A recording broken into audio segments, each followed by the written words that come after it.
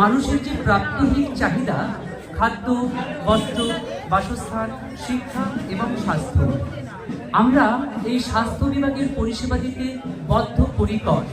আমাদের এই শিবরামপুর শশীভূষণ হালদার মেমোরিয়াল সেবা সদনের পক্ষ থেকে বিগত 1984 খ্রিস্টাব্দে এতদ অঞ্চলের এক সমানুদ্ধায়ী ব্যক্তি ঈশ্বর শশীভূষণ হালদার মহাশয় আমাদের 1 একর জমি নিঃশর্তে দান করেছিলেন এই পরিষেবা প্রতিষ্ঠার জন্য। আমরা তিল তিল করে গড়ে তুলেছি আমাদের এই প্রতিষ্ঠানটি। আজ এইখানে যা আমরা দেখছি তা প্রথমে এমন ছিল না।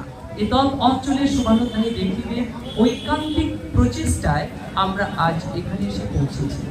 এখন বর্তমানে আমরা আজকে যে অনুষ্ঠানটি আমরা রূপ দিতে চলেছি, আমাদের এই আহ্বানে আমাদের এই সংস্থা পরম শ্রদ্ধেয় সভাপতি শ্রীযুক্ত শক্তিপদ মণ্ডল মহাশয় এবং আমাদের পরম শ্রদ্ধেয় সম্পাদক শ্রীযুক্ত কল্যাণ হালদার মহাশয়ের আহ্বানে আমাদের মধ্যে দেবদূতের মতো উপস্থিত হয়েছে শ্রীযুক্ত সুভাষিস নায়ক অরবিটের পক্ষ থেকে। তিনি নবরূপে দিতে বদ্ধপরিকর, আমরা তার সঙ্গে সহমত, আমরা সহযোগিতায় আমরা হাত পাড়ি দিয়েছি। আজ তার जनगण मंगलदायक जय हे भारत भाग्य विधाता। जय हे जय हे जय हे जय जय जय जय हे। वंदे मातरम वंदे मातरम। जय हिंद जय हिंद।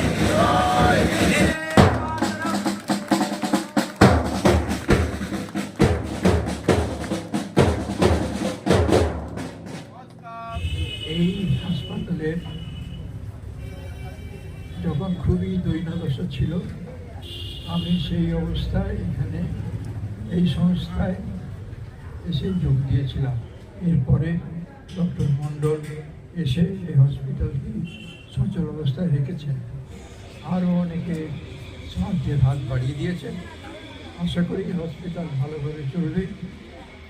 পাশেই নতুন অনেক কোয়ার্টার হচ্ছে দেখলাম, চারতলা বাড়ি হচ্ছে, যে অনেক লোকজন আসবে। আশা করি হসপিটালের সুদিন আসবে। আমার তরফ থেকে, আমার পরিবারের তরফ থেকে আবার বলছি, যদি ব্যক্তিগতভাবে আর্থিকভাবে কোনোরকম সহায়তার প্রয়োজন হয় হসপিটালের উন্নতিকল্পে আমাদের বলবেন, আমরা চেষ্টা করে দেখব। তবে এই কথা বলেই আপনাদের সকলকে ধন্যবাদ জানিয়ে আমি আমার বক্তব্য শেষ করছি। এবং পুষ্পস্তবকটি বরণ করে নিচ্ছেন ডক্টর রবীন মণ্ডল মহাশয়। এরপরে আমরা পুষ্পস্তবক এই হসপিটাল যিনি হাতে নিয়েছেন সেই সুভাষিস নায়ক মহাশয় বরণ করে নিচ্ছেন আমাদের প্রিয় দাদা সেই সুভাষিস নায়ক মহাশয় দেন এবং হসপিটাল কিভাবে চলবে সেই সম্বন্ধে উনি দীর্ঘক্ষণ লড়াই করে আসেন এই হসপিটালের জন্য। এই দাদার জন্য একবার জোরে হাততালি দিন। আমরা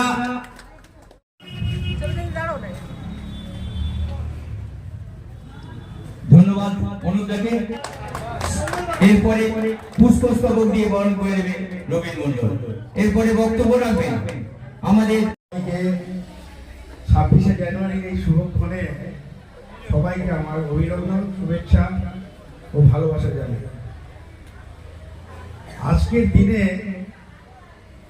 খুব বিশেষ মুহূর্ত। এই বিশেষ মুহূর্তে স্মরণীয় করে রাখবার জন্য আমি অনুষ্ঠানটির আয়োজন করেছি।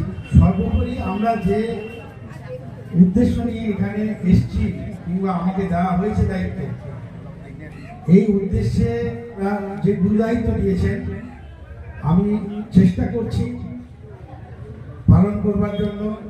আশা করছি কিছুটা হলেও পেরেছি এবং চেষ্টা করব আগামী দিনে সম্পূর্ণরূপে করবার জন্য। ওনাদের যে টার্গেট, প্রচেষ্টা, সেই প্রচেষ্টাকে সার্থক করে তুলবার জন্য আমি 100-তে 100 ভাগ দিয়ে চেষ্টা করব।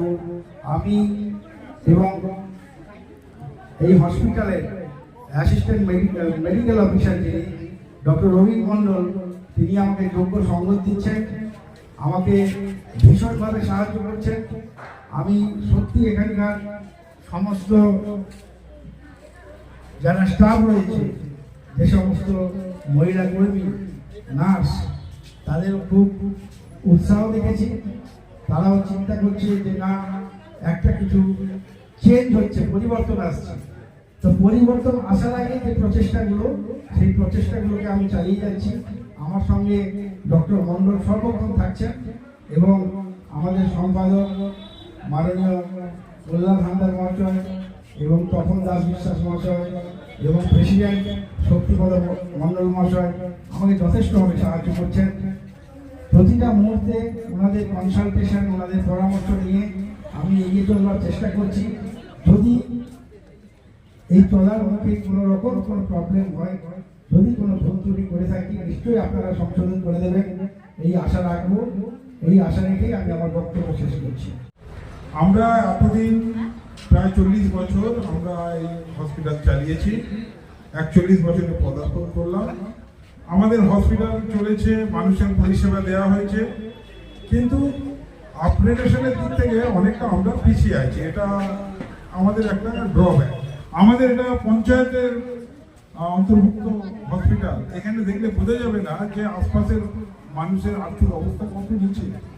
এখনো পর্যন্ত তারা খালি পায়ে এমন মানুষ আসে আমাদের কাছে ট্রিটমেন্ট নিতে, সেখানে আমরা ব্যবসা করতে পারি না। কিন্তু সময়ের সঙ্গে আপগ্রেডেশন হয়েছে, আমাদের ইউএসজি নেই, আমাদের আইসিসিউ নেই বা অনেক ইউনিট নেই। সেগুলো না থাকলে সেই পরিষেবা দেওয়া যায় না। যেমন ল্যাব করে অপারেশন, সেগুলো আমরা শুরু করেছি টুকটাক। আমি আশা করছি এই সুভাষিস নায়ক আশায় আমাদের হসপিটাল আরো উন্নতি করবে। আমাদের আমাদের এতদিনের যে স্বপ্ন, আমরা হসপিটাল চালিয়ে আসছি, বাট সেখানে যে আমাদের খুব একটা এই সময়ের সঙ্গে সময় উপযোগী ট্রিটমেন্ট, সেটা আমরা দিতে পারছিলাম না। সেটা আশা করি আগামী বছর যখন এই অনুষ্ঠানে আমরা 26শে জানুয়ারিতে আসবো, দেখবেন এই হসপিটাল অনেক পরিবর্তন হয়ে গেছে এবং সেটা আমরা প্রাণপাত চেষ্টা করছি। আমরা অলরেডি 30 বেডের জন্য অ্যাপ্লাই করেছি, সেটাও আমাদের স্যাংশন হয়ে গেছে এবং আমাদের যেভাবে আমরা আমাদের বেড কম পয়সায় যেটা আছে ইকোনমি বেড, সেগুলোও থাকছে, 50 টাকা টিকিটও থাকছে।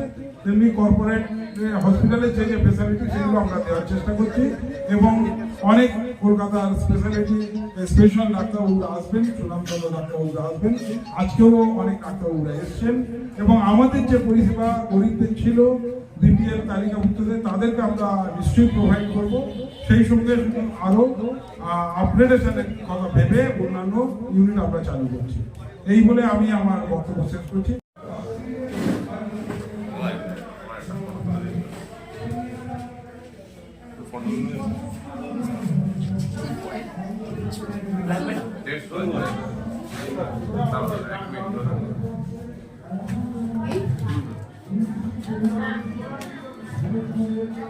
ভালো হয় একটু, এবার বোঝা যাচ্ছে। ওখান থেকে কোনটা প্রথমেরটা কোন দিকে?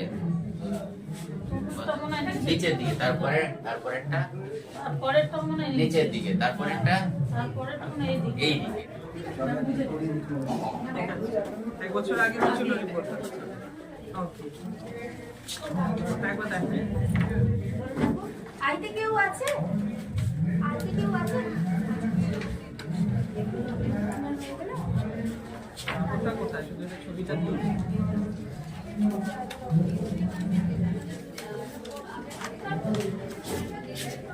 আর এমনিতে কোনো প্রবলেম নেই না এখন? পেট ব্যথা সবাই ফটোগুলো হাতে টপিকগুলো হাতে নিয়ে তুলে না। আমাদের অরবিট মেডিকেল সেন্টারের পক্ষ থেকে এই ট্রফিগুলো আমরা সবাইকে স্মারক হিসাবে প্রদান করলাম। সবাই সাহায্য সহানুভূতি নিয়ে আজকে অরবিট মেডিকেল সেন্টার প্রায় 4 বছরে পদার্পণ করেছে। আমরা সবাই শুভকামনা জানাবো এবং স্বীকৃতি ঘটুক অরবিট মেডিকেল সেন্টার।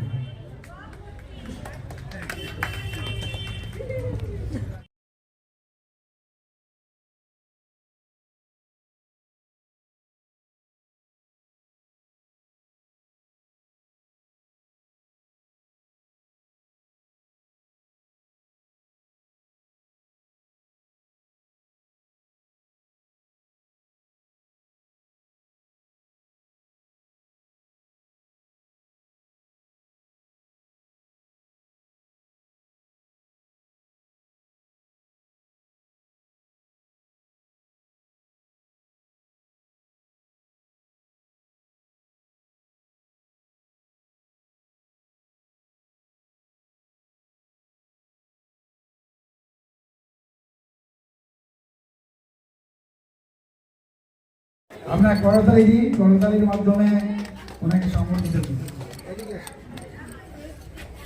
এবং বিশিষ্ট হাততালি দিয়ে আমরা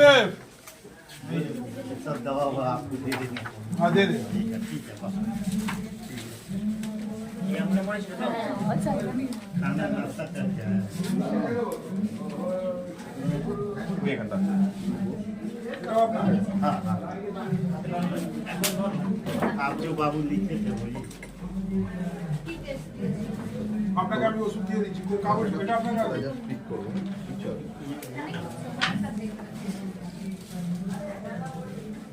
আপনি এটা নিয়ে জানান না এটা দুজন গেল কোথায় শনিবারে মহিম আজকে সন্দীপ হয়তো বিভিন্ন কাজে ব্যস্ত, তবুও সন্দীপের আজকে এসছে, তার জন্য সন্দীপের অনেক ধন্যবাদ। আমি অল্প কথা সন্দীপকে বলার জন্য আহ্বান জানাই। আজকে যে হসপিটালের বাংলায় বলতে গেলে জন্মদিবস বা প্রতিষ্ঠাবার্ষিকী, সকলকে জানাই আমি শুভেচ্ছা, অভিনন্দন, প্রণাম। এই হসপিটালটি নিয়ে আমাদের প্রত্যেকের একটা সবচেয়ে লাভ করে আজকে পর্যন্ত আমি চেষ্টা করি আমার যে কোনো পেশেন্ট আগে এই হসপিটালে ট্রিটমেন্ট হবে, এই হসপিটাল যদি না পারে তখন অন্য হসপিটালে যাবে। রবীন্দ্রকে সাক্ষী রেখে বলছে এবং আগামীকালে একটা পেশেন্ট আসছে দীর্ঘদিন এখানে থাকবে, প্রত্যেক দিনই আমার এই টার্গেটটা থাকে যেখানে পেশেন্ট আনতে হবে। কারণ এখানকার হসপিটালের ইনকাম যদি না থাকে, ফান্ড যদি না থাকে, আমি হসপিটালের পরিষেবাটা দেবো কি করে?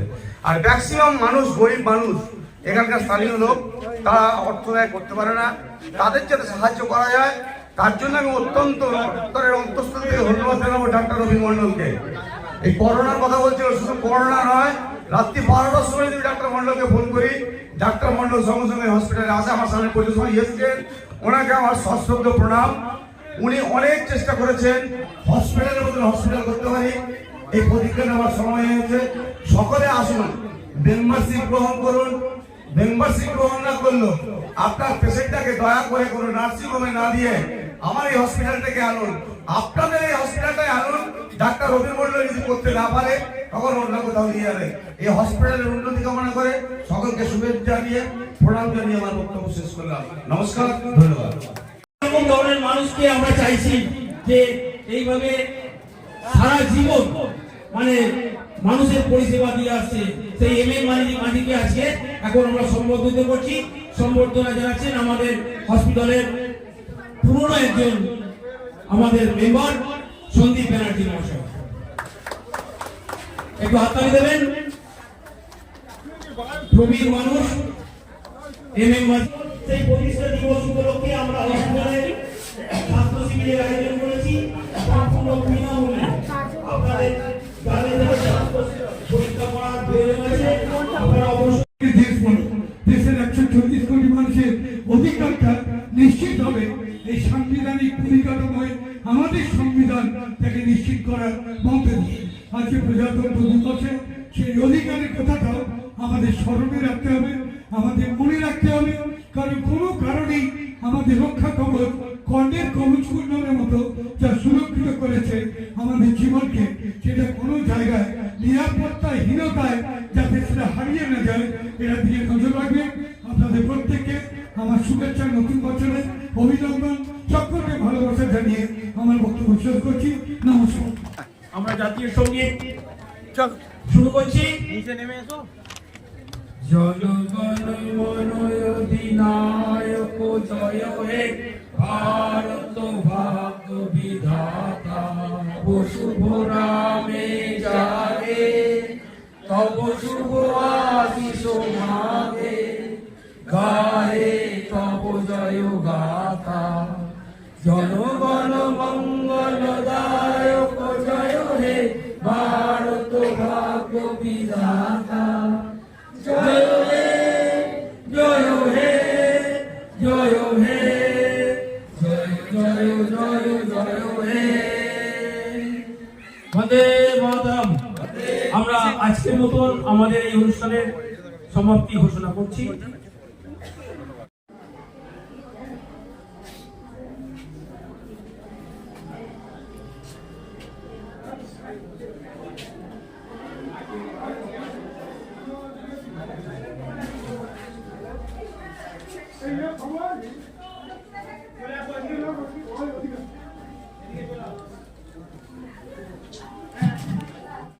অরবিট বলে একটি সংস্থা, ওরা স্বতঃপ্রণোদিতভাবে আমাদের কাছে আসে এবং ওরা বলে আমরা হসপিটালটা উন্নত করতে চাই, যদি আমাকে সুযোগ দেন তাহলে আমি আমার যে পরিষেবা দেওয়ার যে পরিকাঠামো সেটা এই হাসপাতালের জন্য তৈরি করে এরকম মানুষের জন্য উন্নত স্বাস্থ্য পরিষেবা দেওয়ার জন্য যা করার আমি যাই করব।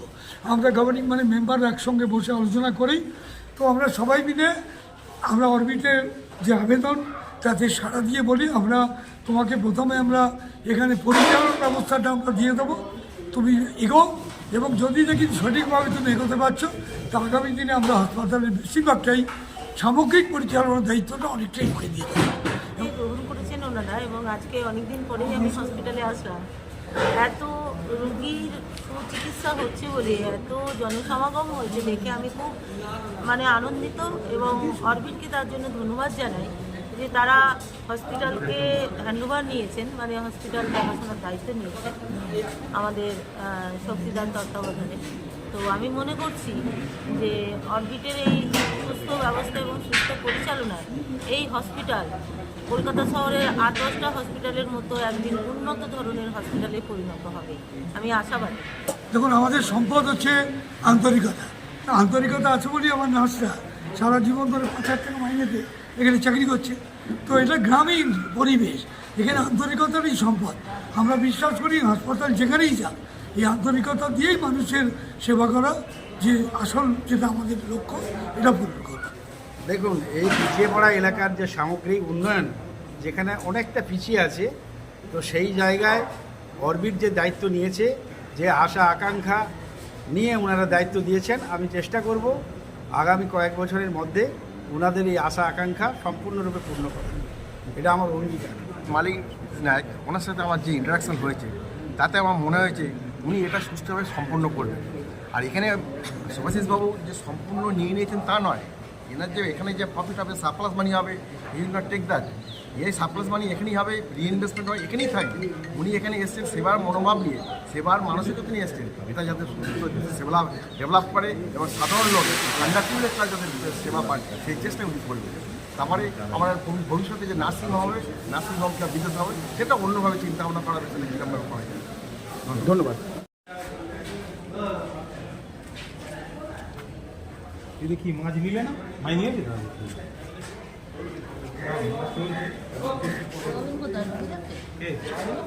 মাছ নিয়ে